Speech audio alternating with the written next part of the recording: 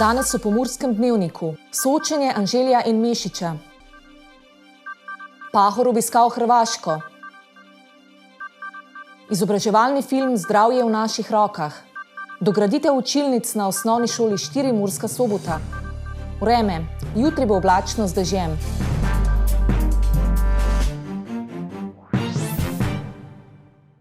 Spoštovane gledalke, cenjeni gledalci, lepo pozdravljeni. Po soočenju pred prvim krogom lokalnih volitev in pogovoru v našem uredništvu smo Damjana Anželja in Andreja Mešiča, ki sta se uvrstila v drugi krog županskih volitev v Murski Soboti, soočili še v našem televizijskem studiu. Poglejmo, kateri so bili ključni poudarki nekaj dni pred odločilno volilno nedeljo. Damjan Anželj in Andrej Mešič sta v uvodu soočenja spregovorila o tem, kakšen vpliv bo lahko imel novo izvoljeni župan pri vladi, glede na to, da Anželj prihaja iz koalicijske SD, Mešič pa iz opozicijske SDS. Jaz si težko predstavljam župana, ki nima svoje vlade, ker tudi se sprašujem, katere projekte bo sploh lahko izpeljal. Sodelovanje vsekakor, tudi mi bomo sodelovali, odprti smo za vse oblike sodelovanja. Dejansko pa je tako, da sam imam podporo tudi pri ministrih SD-ja, ki sta pač na dveh pomembnih resorjih in v povezovanju vidim tudi svojo prednost in tudi, kot sem povedal, se bomo pogovarjali, bomo sestavili koalicijo. Če boste pogledali, več kot polovico mislim, da županov v Sloveniji ni strankarskih. To pomeni, da bi te občine propadle. V občini se je trenutno po teh volitvah formiralo, oni so nekaj izgubili SD-jevci, je pa se formirala tudi nova skupina Svobode svetnikov. To pomeni, jaz sem tudi že marsikaterim se poznam, sem na vezi in enostavno po povezovanju. Kandidata za murskosoboškega župana sta spregovorila tudi o pridobivanju evropskih sredstev, o prostorskih aktih občine, pa tudi o tem, kaj bi storila s Kartnerjevo vilo, občinsko stavbo in tržnico. Govora je bilo tudi o reševanju problematike parkiranja, še posebej, če bi se Slovenska ulica zaprla za promet. Sama Slovenska ulica ima sedaj enosmerni promet. Sem spraševal, ker hodim kar po tej ulici in tudi najlepše je, če čuješ deležnike, ki so tam in pa ljudi. Eni so za zaprtje ulice, eni niso. Tisti, ki so tam, niso za zaprtje.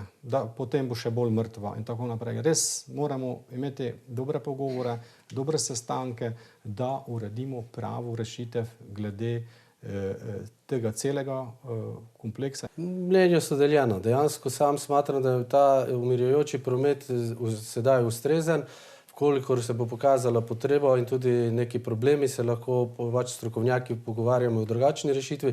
Oba kandidata pa smo vprašali tudi, kaj bodo njune prve poteze po izvolitvi. Prva poteza je sestanek z zaposlenimi, sestanek s predsedniki krajevnih skupnosti glede tistih projektov, ki jih bomo uvedli. Potem sestanek z javnimi zavodi, kot sem povedal, in javnimi podjetji, nadaljevanje začetih projektov oziroma dokončanja, skrb za občane in občanke glede energetske in draginjske krize, potem pa pridejo tisti razvojni, prebojni projekti, ki smo jih zapisali tudi v program in ki bodo omogočili, da se bo Murska Sobota, mestna občina Murska Sobota in primestna naselja še naprej razvijala tako hitro oziroma še hitrejše in tudi mestna občina kot taka, kot regijska, da je motor same regije. Prvo, treba dobro formirati mestni svet, v kadrovsko komisijo pošteno nastaviti člane kadrovske komisije. To je seveda prva poteza, ki jo moramo narediti. Potem so pa seveda poteze, ki stalno o njih govorimo. Seveda so iztočnica, vzhodna obvoznica za gospodarstvo, potem razparceliranje po vaseh za mladino, potem rekonstrukcija totalno dotrajanih objektov in cest in pločnikov po vaseh. To so na primer take strnjene. Predsednik v odhajanju Borut Pahor se je sestal s hrvaškim predsednikom Milanovićem. Srečanje pa sta med drugim sklenila željo, da bi bila povezanost med državama trajna. Predsednik Borut Pahor se je v okviru dvodnevnega obiska na Hrvaškem včeraj sestal s hrvaškim predsednikom Zoranom Milanovićem.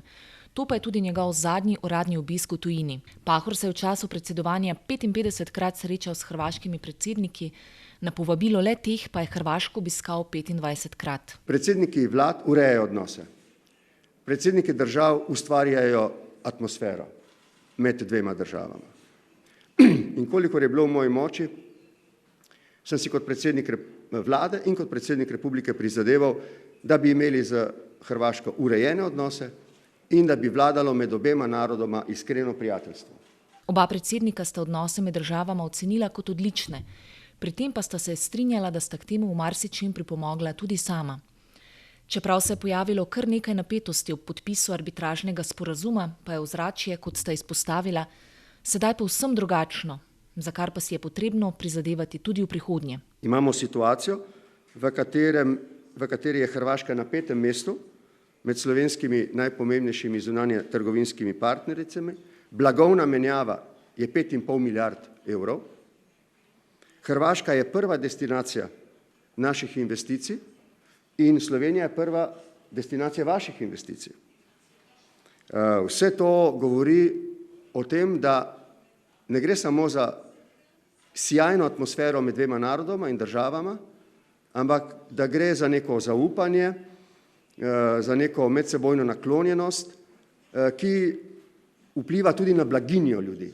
In to se mi zdi zelo pomembno. Ne samo, da se počutimo varni eni ob drugi, ne nazadnje ne smemo pozabiti, da ta dva naroda nista bili nikoli v vojni. Ampak vpliva tudi na neko zaupanje, ki potem dvigne tudi raven blaginje obeh narodov in držav.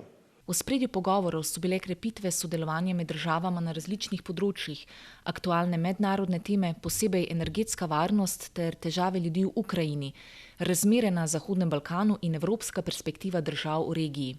Pahor je Hrvaški čestital za skorajšnji vstop v šengensko in evrsko območje, a tudi za odlično predstavo hrvaške nogometne reprezentance na svetovnem prvenstvu proti Kanadi.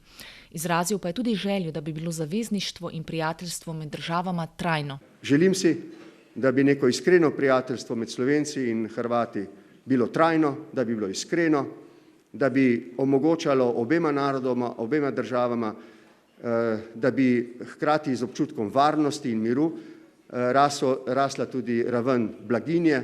Mislim, da za vse to možnost obstoji. Kakšenkrat se je treba za to tudi zelo iskreno prizadevati. Prišli bomo tudi do situacij, kjer bomo imeli probleme in drugačna stališča. Nič ni nerešljivo, če se zaupamo. To, da bi se zaupali, pa je bilo glavno poslanstvo mojega 10-letnega dela. V sklopu projekta Zdravje v naših rokah, ki ga s televizijskimi oddajami, kratkimi dokumentarci in drugimi vsebinami izvajamo na TV Ideja, pa pripravljamo tudi izobraževalne filme, ki prikazujejo nastanek posameznih izdelkov, nastalih iz kmetijskih pridelkov. Tokrat vam bomo pokazali, kako v oljarni nastane bučno olje.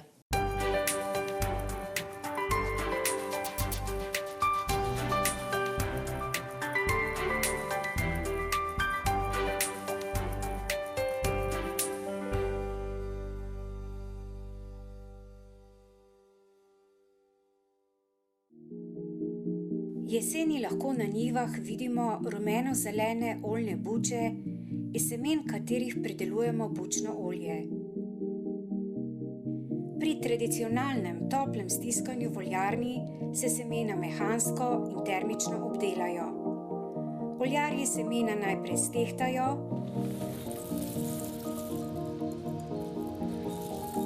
potem jih v mlinu zmeljajo,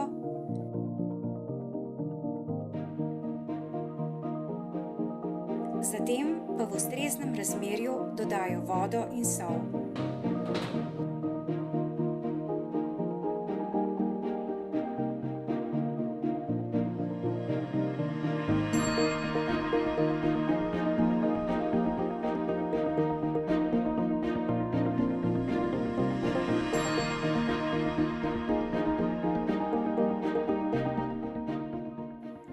Zmleto maso predajo v kotel, kjer se semena pražijo približno 40 minut do največ 120 stopinj Celzija.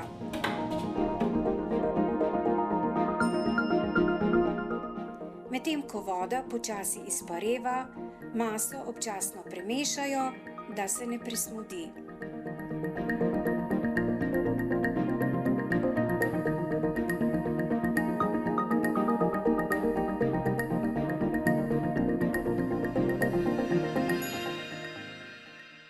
Zatem maso preložijo v stiskalnico, ki iz praženih semen iztiska olje.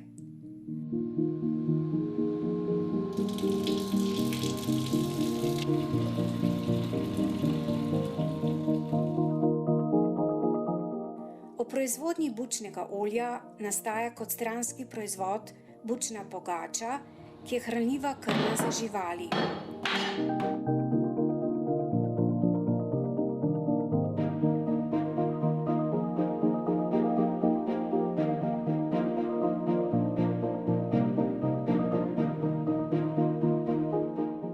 Iztisnjeno olje potem nekaj časa stoji, da se grobi delci usedejo, zatem pa ga pretočijo v temne steklenice z etiketami, na katere napišejo datum proizvodnje in ime proizvajalca. Večina oljarn deluje kot družinska podjetja, kjer se znanje prenaša iz roda v rod. Pridelujejo ga predvsem oljarji na Štajerskem in v Prekmurju, ker je bučno olje ena izmed značilnosti kulinarike.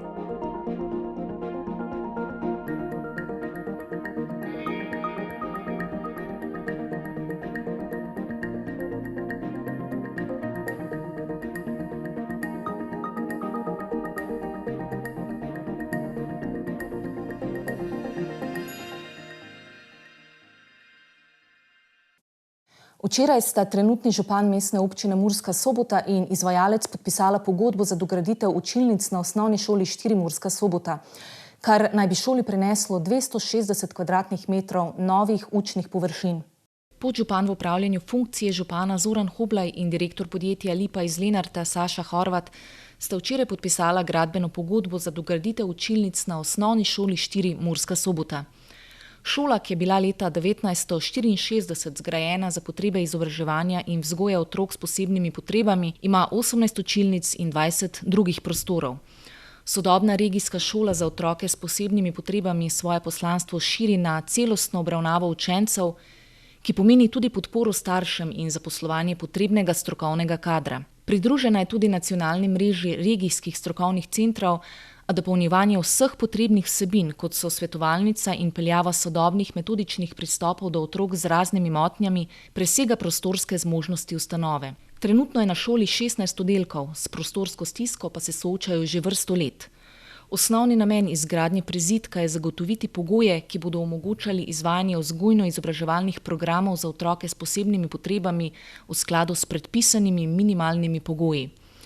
Vrednost same investicije znaša dobrih 475 tisoč evrov, pri čemer Republika Slovenija zagotovi nekaj več kot 270 tisoč, mestna občina Murska Sobota pa dobrih 205 tisoč evrov. Po izvedbi bo neto tlorisna površina povečana za 260 kvadratnih metrov, šoli pa bo prinesla 3 nove učilnice, 2 kabineta, jedilnico in učno stanovanje. Za konec pa še preverimo, kakšno vreme se nam obeta jutri.